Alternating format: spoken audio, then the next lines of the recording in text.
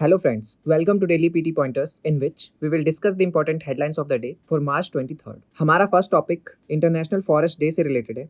ये topic press information bureau में आया था और इन्वायरमेंट सेक्शन के लिए रेलिवेंट। 21 मार्च को इंटरनेशनल फॉरेस्ट डे मनाया गया था एंड इस साल का थीम था forest and innovation, new solutions for a better world. International forest day के बैकग्राउंड की बात करें so in November 2012 united nation general assembly ने 21 मार्च को as a international forest day मनाने का फैसला किया था and first international forest day March 21, 2013 में मनाया गया था एंड इस डे को सेलिब्रेट करने का एम है फॉरेस्ट के इंपॉर्टेंस को बताना एंड साथ ही फॉरेस्ट से जुड़े अवेयरनेस को लोगों तक पहुंचाना। हमारा नेक्स्ट टॉपिक इंडिया मॉरिटेनिया से रिलेटेड है। ये टॉपिक ऑल इंडिया रेडियो में आया था और इंटरनेशनल रिलेशन के लिए रेलिवेंट है। Recently the first foreign office consultations between India and Mauritania was held in Nouakchott, जो कि मॉरिटेनिया का कैपिटल है। नाउ इस न्यूज के बैकग्राउंड में हम इंडिया मॉरिटेनिया से रिलेटेड कुछ की फैक्ट्स को जान लेते हैं। The bilateral trade between India and Mauritania has grown steadily during the last 3 years and it has reached over $378 million during 2022-2023 from $108 million in 2021-2022.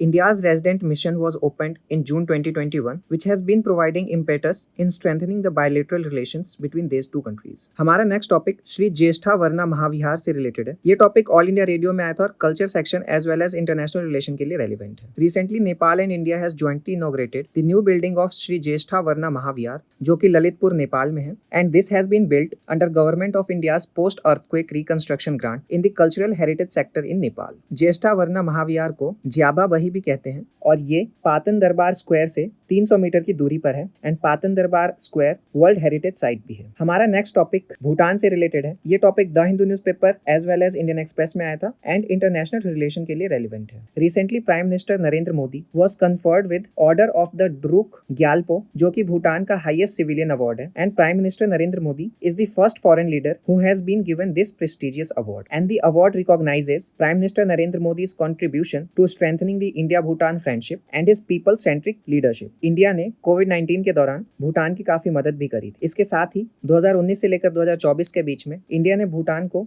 5,000 crore rupees का असिस्टेंस प्रोवाइड किया था, जिसे अब बढ़ा करके भारत 10,000 करोड़ करने वाला है फॉर द नेक्स्ट 5 ईयर्स। हमारा नेक्स्ट टॉपिक ऑकस से रिलेटेड है। ये टॉपिक द हिंदू न्यूज़पेपर में आया था और इंटरनेशनल रिलेशन के लिए रेलिवेंट है। Recently Australia and Britain has said that a landmark deal to develop AUKUS nuclear powered submarines would go ahead despite mounting fears about costs, capabilities and the possible return of Donald Trump. Now AUKUS है क्या? So it is a trilateral security partnership for the Indo Pacific region between Australia, United Kingdom and the United States and Indo-Pacific region accommodates about 65% of world's population, 63% of world's GDP and around 2/3 of world trade. हमारा next topic reusable launch vehicle से related है। ये topic Indian Express में आया था और space section के लिए रेलिवेंट है। रिसेंटली इसरो ने पुष्पक, जो कि एक रीयूजेबल लॉन्च व्हीकल है, इसका लैंडिंग एक्सपेरिमेंट किया है चित्रदुर्गा, कर्नाटका में। नाउ ये लैंडिंग एक्सपेरिमेंट है क्या? सो इस एक्सपेरिमेंट में इंडियन एयरफोर्स के चिनूक हेलीकॉप्टर ने पुष्पक लॉन्च व्हीकल को एयरलिफ्ट किया था एंड 4.5 किलोमीटर की ऊंचाई पर ले जाकर के इसको छोड़ दिया था